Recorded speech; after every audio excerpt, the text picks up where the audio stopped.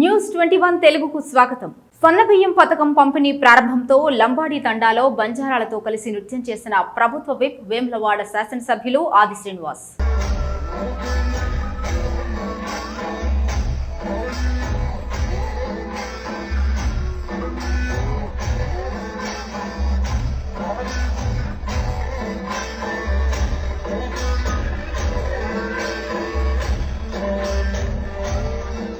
వేంపాడు గ్రామంలో హోంమంత్రి Anitha morning walk. Anakapalli Nakkapalli మండలం వేంపాడులో హోంమంత్రి అనిత శుక్రవారం ఉదయం మార్నింగ్ వాక్ చేశారు.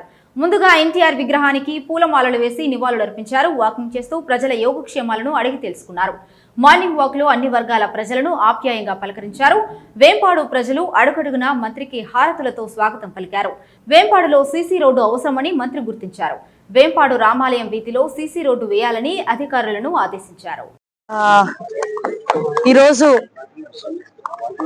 మైక్రోపేట నియోజకవర్గంలో వేంపాడు గ్రామంలో ఒకసారి మార్నింగే ఒకసారి ఇక్కడికి వచ్చి ప్రజలందరితోని కూడా ఒకసారి మాట్లాడాలి, ప్రజలందరి తాలూకా కష్ట సుఖాలు తెలుసుకోవాలని ఒకే ఒక ఉద్దేశంతో ఈరోజు ఇక్కడికి రావడం జరిగింది.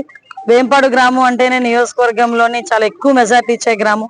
అన్ని కులాల వాళ్ళు, అన్ని వర్గాల వాళ్ళు కూడా తెలుగుదేశం పార్టీని, ఎన్డీఏ కూటమిని ఆశీర్వదించి ఈరోజు మంచి మెజార్టీతో గెలిపించిన తర్వాత వీళ్ళ కష్టాలు కూడా అన్ని కూడా చూడాలి, వీళ్ళు ఏమైనా ఇబ్బందులు పడుతున్నారు అన్ని చూడాలి అని చెప్పి ఉదయాన్నే ఇక్కడికి రావడం జరిగింది. దీని తర్వాత కూడా కాన్స్టిట్యుయెన్షియల్ వైజ్ అందరూ ఆల్ అఫీషియల్స్ ఒక రివ్యూ మీటింగ్ కూడా పెట్టుకోవడం జరిగింది. రివ్యూ మీటింగ్ పెడితే అధికారులు ఏం చెప్తే అది వినేటట్టుగా కాకుండా ఈరోజు గ్రామాల్లోకి వచ్చి వాస్తవాలు తెలుసుకొని అధికారులతో కూర్చోవాలి అని ఒకే ఒక ఉద్దేశంతో ఈరోజు నేను మార్నింగ్ రావడం జరిగిందండి. ఇక్కడికి వచ్చిన తర్వాత కొన్ని ప్రాబ్లమ్స్ చెప్పారు. ఏదైతే చాలా మందికి పెన్షన్స్ అందుతున్నాయి, అన్ని రకాల సంక్షేమ కార్యక్రమాలు ఉన్నా కొన్ని చోట్ల వాటర్ ప్రాబ్లం, అదేవిధంగా డ్రైన్ ప్రాబ్లం ఉందని చెప్పి నాకు కొన్ని సమస్యలు తీసుకొచ్చారు. ఈ రోజు ఇక్కడికి ఎస్సీ కాలనీలోకి వస్తే వాళ్ళు మెయిన్ గా అడిగేది కూడా కొంచెం వాటర్ ప్రాబ్లం ఉందన్నారు. ఈ వాటర్ ప్రాబ్లం తీర్చడానికి కూడా మేము ఒక పక్క ప్రణాళిక వేసుకున్నాం. అది ఇంచుమించు ఒక 15 days లో వాటర్ ప్రాబ్లం కూడా క్లియర్ అవుతుంది. ఎందుకంటే పైప్ లైన్స్ అన్ని వేయించుకున్నాం, వాటర్ హెడ్ ట్యాంక్ ఉంది. ఈ పైప్ లైన్స్ కంప్లీట్ అయిపోతే కంపల్సరీగా వాళ్ళందరికీ కూడా ఇంటింటికి కుళాయి ఇచ్చే బాధ్యత కూడా మేము తీసుకుంటాం. ఎందుకంటే ఆల్రెడీ మాకు సూపర్ 6 లో కూడా మేము లాస్ట్ మేనిఫెస్టోలో కూడా ఇంటింటికి కుళాయి ఇస్తామని చెప్పి మేము చెప్పాం. దాని మీదనే ఈ రోజు కూడా మేము చిత్తశుద్ధితో పనిచేస్తున్నామని చెప్పి మీ అందరికీ తెలియజేసుకుంటున్నాం. ఇలా నేను వచ్చిన ప్రతిసారి ఎంత షెడ్యూల్, ఏ షెడ్యూల్ లో ఉన్నా కూడా నియోజకవర్గంలోకి వచ్చిన ప్రతిసారి ఒక్కొక్క విలేజ్ కి 2 విలేజ్ లో ఒకసారి చూసుకుని వాళ్ళ కష్ట సుఖాలు తెలుసుకుందాం అనే ఉద్దేశంతో ఈ రోజు పనిచేయడం జరుగుతుంది. ఈ రోజు దీని అందరికీ సహకరిస్తున్న మా ముఖ్య నాయకులందరికీ కూడా, మా అన్న వెంకటేష్ అన్నకి, అప్పలరాజు గారికి, రాంబాబు గారికి, ఇంకా పెద్దలందరూ ఉన్నారు, అందరికీ కూడా, మధు గారికి, ఎంపీటీసీ మధు గారికి, అందరికీ ఇక్కడ ప్రెసిడెంట్ గారు, మా అమ్మ ప్రెసిడెంట్ గారికి అందరికీ కూడా పేరు పేరున నేను ధన్యవాదాలు, నమస్కారాలు తెలియజేస్తున్నాను.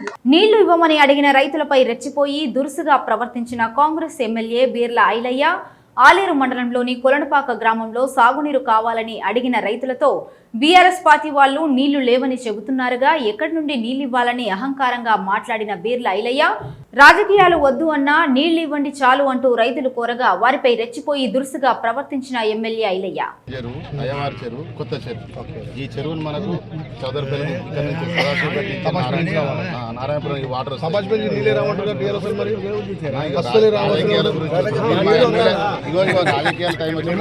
నేను మీరు మా ఎమ్మెల్యే గారు మా ఊరి గురించి మిమ్మల్ని అడుగుతున్నాను. టీఆర్ఎస్ పార్టీతో కాంగ్రెస్ పార్టీ పంచాయతీ నీళ్ళ గురించి గతంలో నింపిందే టీఆర్ఎస్ ప్రభుత్వం నింపింది. మీ ద్వారా మాకు నీళ్లు కావాలని అడుగుతున్నాం, మాకు నీళ్లు కావాలని అడుగుతున్నాం. కృతజ్ఞతగా మేము కావాలి కదన్నా, అన్ని ఒకే తరంలో కావు కదా. మేము అడుగుతున్నాం, మాకు నీళ్ళు కావాలని అడుగుతున్నాం అన్న. ఇస్తే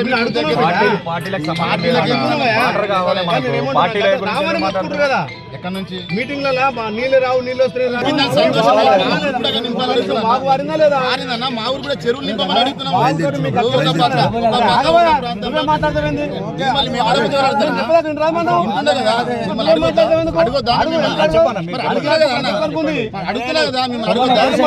భద్రాద్రి కొత్తగూడెం జిల్లా భద్రాచలం పోలీస్ స్టేషన్ పై ఏసీబీ దాడులు. సిఐ గన్మెన్ తో సహా మరొకరి అరెస్ట్. మార్చి 19 నాడు లక్ష్మీదేవిపల్లి నుండి భద్రాచలం గ్రావెల్ తోలుతున్న లారీని భద్రాచలంలో పట్టుకున్న పోలీసులు దానికి ఉన్నటువంటి పర్మిషన్స్ విషయమై అడిగి దానిని స్టేషన్ కి తరలించారు. దాంతో లారీ ఓనర్ వచ్చి దాన్ని ఇంటికి మట్టి తోలుతున్నామని, కమర్షియల్ కాదు అని చెప్పాడు. ఆ తర్వాత సీఐ రమేష్ గన్మెన్ రామారావు 30,000 చెల్లిస్తే లారీని కేసు లేకుండా విడుదల చేస్తామని మాట్లాడాడు. అంత డబ్బు నా దగ్గర లేదు అని లారీ ఓనర్ అనటంతో చివరకు 20,000 ఇస్తే లారీని వదులుతామని చెప్పారు. దాంతో గన్మెన్ రామారావు తన స్నేహితుడు కార్తిక్ సెల్కు 20,000 రూపాయల ఫోన్ పే ద్వారా చెల్లించండి అని చెప్పడంతో ఓనర్ ఫోన్ పే ద్వారా చెల్లించడం జరిగింది. ఆ వెంటనే లారీని వదిలిపెట్టారు. విషయం ఏసీబీకి చేరడంతో ఈ రోజు పక్కా ఆధారాలతో భద్రాచలం సీఐ రమేష్ గన్మెన్ రామారావు అతడి స్నేహితుడు కార్తిక్ ను అరెస్ట్ చేయడం జరిగింది. ప్రభుత్వ అధికారులు లంచాలు అడిగితే తమకు సమాచారం ఇవ్వాలి అని ఏసీబీ అధికారి కోరాడు. మార్చి 19వ తేదీ భద్రాచలం అవుతున్నటువంటి లక్ష్మీపురం నుంచి భద్రాచలం లోపలికి ఒక గ్రావెల్ లారీ వస్తుంది. భద్రాచలం పోలీస్ స్టాఫ్ ఆ గ్రావెల్ లారీని ఆపారు. మీకు పర్మిషన్ లేదంటూ ఆపారు. ఆపి ఆ లారీని పోలీస్ స్టేషన్కి తీసుకుని వచ్చారు. భద్రాచలం టౌన్ పోలీస్ స్టేషన్కి తీసుకొచ్చారు. తీసుకొచ్చిన తర్వాత నెక్స్ట్ గ్రావెల్ తోలుకునేటటువంటి ఓనర్ కూడా వచ్చారు. వచ్చి సీఏ గారిని కలవడం జరిగింది. సార్ మాది ఇంటి కోసం అది తయారు చేసి తెచ్చుకుంటున్నాం, గ్రావెల్ కమర్షియల్ కాదన్నారు. లారీ ఓనర్ని రమ్మన్నారు. లారీ ఓనర్ కూడా వచ్చారు. ఓనర్ వచ్చిన తర్వాత అతనికి లారీ మీద మీ మీద కేసు పెడతాను, కేసు పెట్టి కేసు రిజిస్టర్ చేస్తామని చెప్పేసి బెదిరించారు.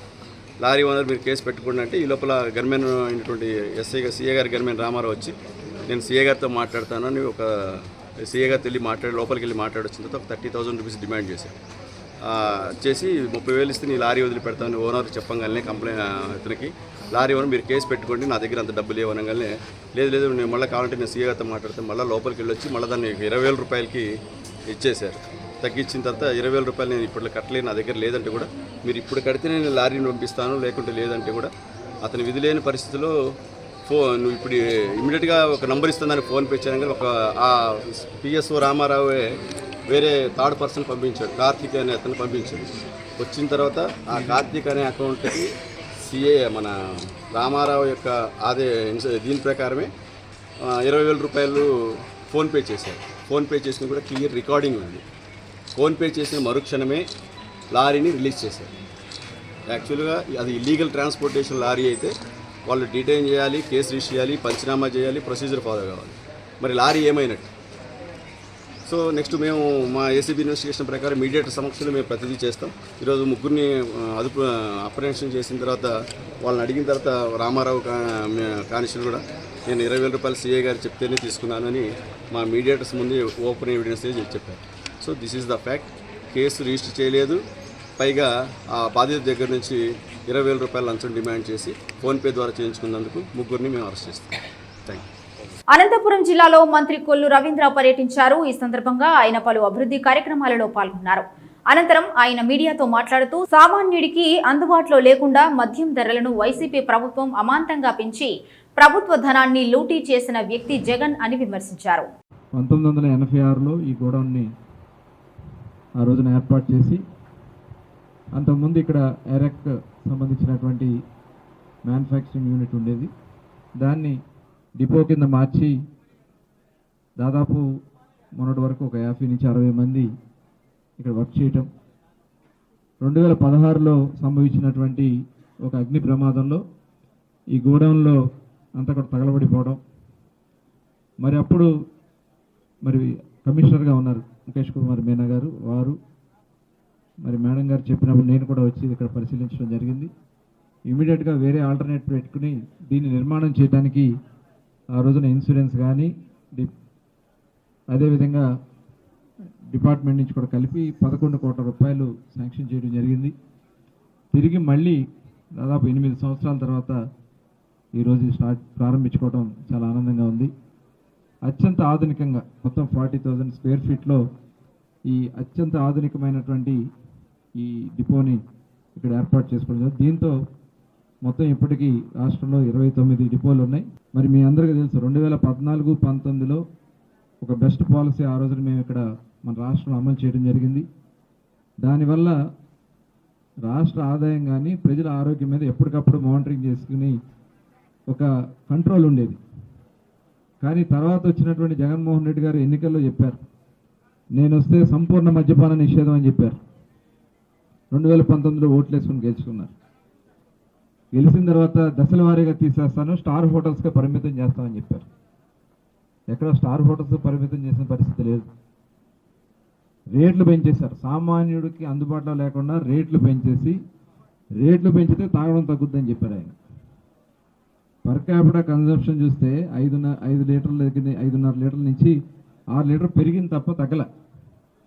అదే కాకుండా వీళ్ళు పెంచినటువంటి రేట్ల మూలంగా పక్క రాష్ట్రాల నుంచి నాన్ డ్యూటీ పెయిడ్ లిక్కర్ వచ్చింది.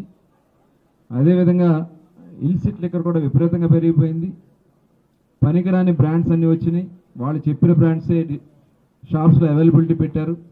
కేవలం కొన్ని కంపెనీలు వాళ్ళ సొంత కంపెనీలకు మాత్రమే ఆర్డర్స్ ఇచ్చే విధంగా చేయటం వల్ల టోటల్ ఆ క్వాలిటీ లేనటువంటి లిక్కర్ ఇచ్చారు. మల్టీనేషనల్ కంపెనీలు అన్నీ కూడా వాళ్ళకి పేమెంట్స్ ఇవ్వని కారణంగా, ఆర్డర్స్ ఇవ్వని కారణంగా వాళ్ళందరూ వెనక్కి వెళ్ళిపోయారు. మరి అటువంటి పరిస్థితుల్లో రాష్ట్రంలో ప్రజలందరూ కూడా డైవర్ట్ అయిపోయి వాళ్ళ గవర్నమెంట్ షాప్స్ పెట్టి గవర్నమెంట్ షాప్స్లోనే నాన్ డ్యూటీ పెయిడ్ లిక్కర్ అమ్మిచ్చారు. మరి ఇవన్నీ కూడా ప్రజలు గమనించి మరి ఆ రోజు చంద్రబాబు నాయుడు గారు కానీ, పవన్ కళ్యాణ్ గారు కానీ యావత్ కూటమి కూడా హామీ ఇచ్చాం. దాని ప్రకారం ప్రభుత్వం వచ్చిన వెంటనే, ఎందుకంటే గతంలో వీళ్ళు డిపార్ట్మెంట్ను కూడా 2 ముక్కలుగా చీల్చేశారు. సెబ్ అని పెట్టి సెబ్లోకి 70% ఎక్సైజ్ డిపార్ట్మెంట్లో ఉన్నటువంటి స్టాఫ్ అంతా కూడా అటు డైవర్ట్ చేయడం వల్ల ఎన్ఫోర్స్మెంట్ లేకుండా పోయింది. మరి తిరిగి మళ్ళీ మా కూటమి ప్రభుత్వం వచ్చిన తర్వాత సెబ్ని రద్దు చేసి ఎక్సైజ్ డిపార్ట్మెంట్ అంతా కూడా ఒకే డిపార్ట్మెంట్ కింద నడిపిస్తూ ఇవాళ పాలసీ కూడా తీసుకున్నాం. దాదాపు 6 రాష్ట్రాల్లో సబ్ కమిటీ వేసుకుని సబ్ కమిటీకి ఒక నివేదిక ఇవ్వడం జరిగింది. 6 రాష్ట్రాల్లో మొత్తం కూడా పరిశీలన చేసి ఏది బెస్ట్ పాలసీ అని చెప్పి తీసుకొచ్చి ఒక బెస్ట్ పాలసీ వాళ్ళు ఇచ్చాం. లంబాడీలకు మంత్రివర్గంలో స్థానం కల్పించాలని కోరుతూ సేవాలాల్ బంజారా సంఘం వ్యవస్థాపక అధ్యక్షుడు కో మోతీలాల్ నాయక్ ఆధ్వర్యంలో గిరిజన మహిళలతో జూబ్లీహిల్స్లోని ముఖ్యమంత్రి రేవంత్ రెడ్డి నివాసం ముట్టడికి యత్నం చేశారు. దాంతో వారిని జూబ్లీహిల్స్ పోలీసులు అరెస్టు చేసి బొల్లారం, తిరుమలగిరి పోలీస్ స్టేషన్కు తరలించారు. ఈ సందర్భంగా మోతీలాల్ నాయక్ మాట్లాడుతూ సోనియా, రాహుల్ గాంధీ, ముఖ్యమంత్రి రేవంత్ రెడ్డి పిలుపు మేరకు కాంగ్రెస్ ప్రభుత్వం మద్దతు ఇచ్చి ఓట్లు వేశామన్నారు. సుమారు 45 నియోజకవర్గాల్లో బంజారాల ఓట్లు ఉన్నాయని, ఆయా అభ్యర్థులను గెలుపు ఓటములు తమ సామాజిక వర్గ ఓట్లపై ఉందన్నారు.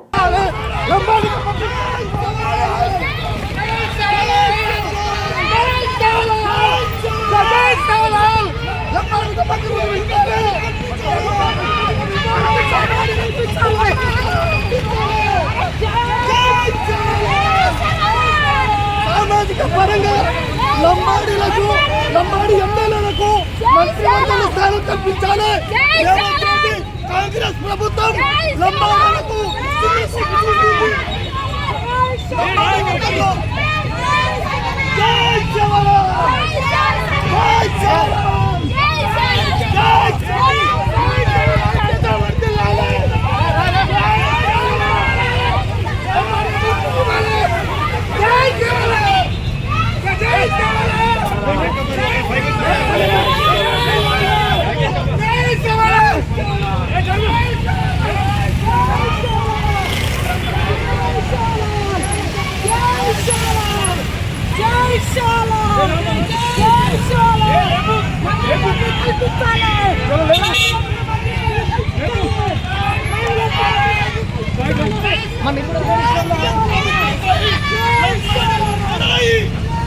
సామాజిక పరంగా మంత్రివర్గంలో లంబాడీలకు స్థానం కల్పించాలి. రేవంత్ రెడ్డి గారు లంబాడీలో ఏకతాటిగా ఉద్యమం చేస్తారు. బాపట్ల రైల్వే స్టేషన్ వద్ద గల ఐఆర్టీసీ టికెట్ బుకింగ్ షాప్ లో అగ్ని ప్రమాదం చోటు చేసుకోవడంతో నిర్వాహకులు లక్ష్మీనారాయణకు, మరో మహిళకు తీవ్ర గాయాలు. ఆసుపత్రికి తరలింపు. ప్రమాద ఘటనకు సంబంధించిన పూర్తి వివరాలు తెలియాల్సి ఉంది.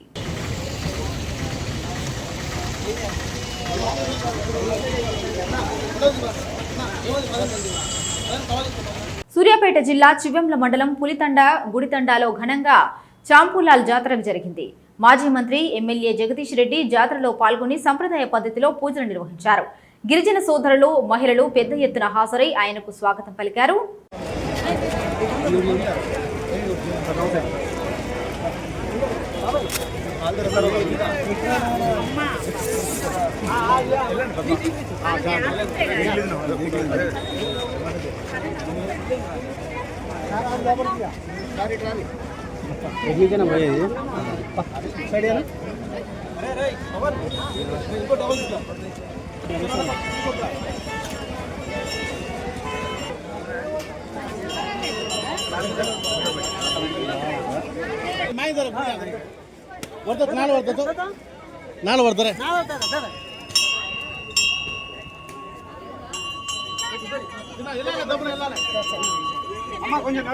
మహాత్మా పూలేకు జగన్ నివాళులు. విజయవాడ మహాత్మా జ్యోతిరావు పూలే జయంతి. మాజీ ముఖ్యమంత్రి వైఎస్ఆర్ కాంగ్రెస్ పార్టీ అధ్యక్షుడు వైఎస్ జగన్ ఈ సందర్భంగా పూలే చిత్రపటానికి తన నివాసంలో నివాళులర్పించారు. ఈ కార్యక్రమంలో మాజీ మంత్రి జోగి రమేష్, మాజీ ఎంపీ మార్గాని భరత్, ఎమ్మెల్సీలు కేఆర్జే భరత్, లేళ్ల అప్పిరెడ్డి, ఆర్ రమేష్ యాదవ్, మొండితోక అరుణ్ కుమార్, కృష్ణా జిల్లా జెడ్పీ చైర్పర్సన్ ఉప్పాల హారిక, వైఎస్ఆర్సీపీ నేతలు దేవినేని అవినాష్, ఉప్పాల రాము తదితరులు పాల్గొన్నారు. రైతుకు పొలమే జీవితం, అది పచ్చగా కలకలలాడేందుకు ప్రాణం పెడతాడు. ఈ ప్రయాణంలో కట్టుకున్న భార్యను, కన్న బిడ్డలను మర్చిపోతాడనేందుకు నిర్మల్ జిల్లా లోకేశ్వరం మండలం రాజురా గ్రామానికి చెందిన రైతు పతాని నడిపి మల్లన్న జీవితమే నిదర్శనం. పొలంలో నీటి జాడ కనుగొనేందుకు 10 ఏళ్లుగా చేస్తున్న ప్రయత్నాలు ఫలితం ఇవ్వకపోవడంతో ఆయన తన సొంత పొలంలోనే ఉరేసుకున్నారు. కుటుంబాన్ని కష్టాల సంద్రంలో వదిలేశారు. మల్లన్నకు భార్య, కుమారుడు, కుమార్తె ఉన్నారు. కుమార్తెకు వివాహం చేయగా కుమారుడు పోటీ పరీక్షలకు శిక్షణ తీసుకుని ఉద్యోగ అన్వేషణలో ఉన్నాడు. తమకున్న 7 ఎకరాల పొలంలో మల్లన్న వరి, మొక్కజొన్న సాగు చేస్తుండేవారు. సరైన నీటి లభ్యత లేకపోవడంతో 10 ఏళ్ల వ్యవధిలో ఏకంగా 27 బోర్లు వేయించారు. ఒక్కదాంట్లోనూ నీరు పడలేదు. ఎలాగైనా నీరు పొందాలనే తాపత్రయంతో ఈ ఏడాది మరో 3 బోర్లు తవ్వించారు. ఒక్కటి కూడా ఫలితం ఇవ్వలేదు. 30 బోర్లు తవ్వించినా గంగమ్మ తల్లి కరుణించకపోవడంతో తీవ్ర మనస్తాపానికి గురయ్యారు. మరోవైపు బోర్లు తవ్వించడానికి చేసిన అప్పులు పెరిగిపోయాయి. నానా కష్టాలు పడి చాలా వరకు తీర్చేగా మరో 5 లక్షల వరకు మిగిలాయి. వీటి నుంచి ముక్తి లభించే మార్గం కనిపించకపోవడంతో తన పొలంలోని చెట్టుకు ఊరేసుకొని ప్రాణాలు వదిలారు. అతని మల్లన్న అని రైతు, ఆయన ఆదర్శంగా పనిచేస్తుండే ఏం చేసిండో ఇట్లయిందో కానీ ఈరోజు బోర్ బాయిలన్నీ ఎత్తిపోయిందానికి ఆయన ఏ దుర్బుద్ధితోనే జరిగిందో కానీ ఆయన కష్టపడ్డాడే ఏమైందో కానీ ఆయన మనసు తత్వం ఏం జరిగిందో కానీ బోర్లు అన్నీ ఎత్తిపోవట్లా 2-3 ఈసారి బోర్లు సుఖేసిండు, అవి సుఖ పేలవట్ల ఆయన బాధపడి ఈ విధంగా ఆయన చనిపోడు కారణం ఏందో అని అర్థం కాకొచ్చి మాకు. ఆయన పంట ఆదర్శంగా తీసినోడు ఇట్లా అయిపోయిందంటే మేమే పరిశీలన అవుతున్నాం. ఈ రోజుల్లో బోర్ బావులు సుఖ బాగా ఎత్తుపోవట్ల అందరికీ బాధని అనిపిస్తుంది. ఈ సంవత్సరం అంతా అంతే ఉన్నది, పంట లేకనే ఆయన బాధపడే ఈ పని చేసిండని నేను కోరుకుంటున్నాను. రాజురా గ్రామానికి చెందిన పతాని నడిపి మల్లన్న అనే వ్యక్తి తన వ్యవసాయ భూమిలో గత 6 సంవత్సరాల నుంచి 20 వరకు బోర్లు వేయడం జరిగింది. ఒక బోరు కూడా సక్సెస్ కాకపోయినా అందులో ఒక బోరు సక్సెస్ అయ్యి కొంచెం నీరు పారిస్తూ ఉండగా తన వ్యవసాయ భూమిని కాపాడుకుంటూ వచ్చాడు.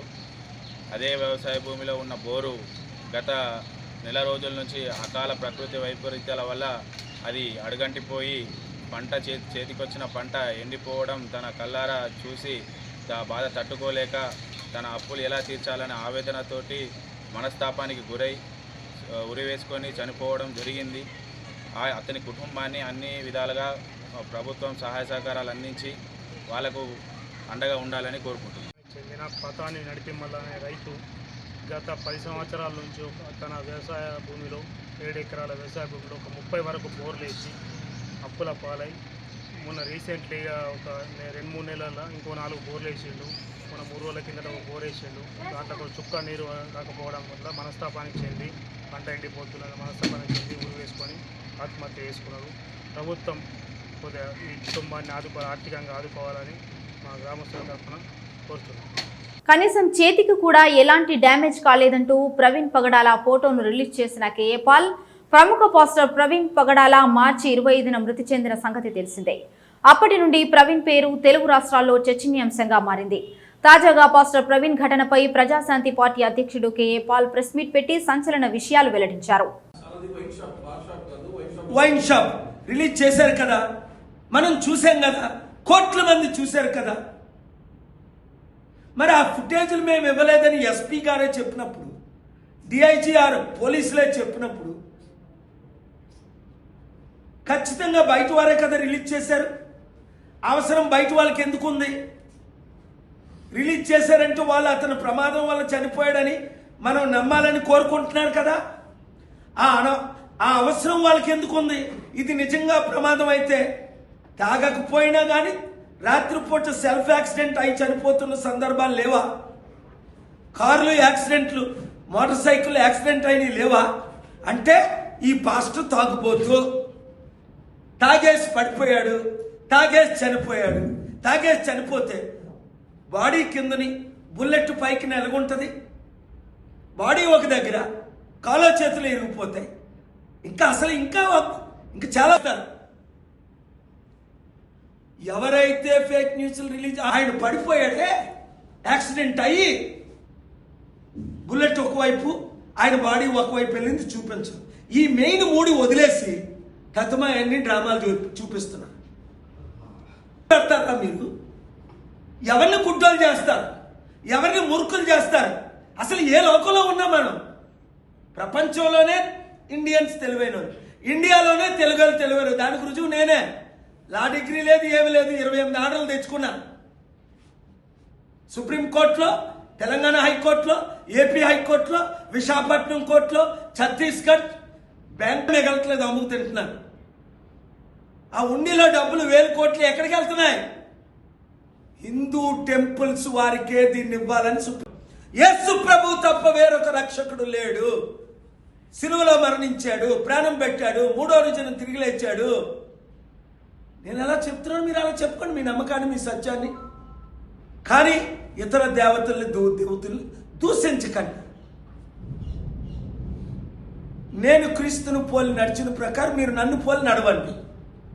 ప్రవీణ్ తప్పు చేశాడని ఒకసారి ఆయన అడిగితే క్షమాపణ చెప్పమంటే చెప్పాడు. ఆ వీడియో నేను చూశాను. అలాగని చంపేస్తారా? చంపింది కప్పేస్తారా?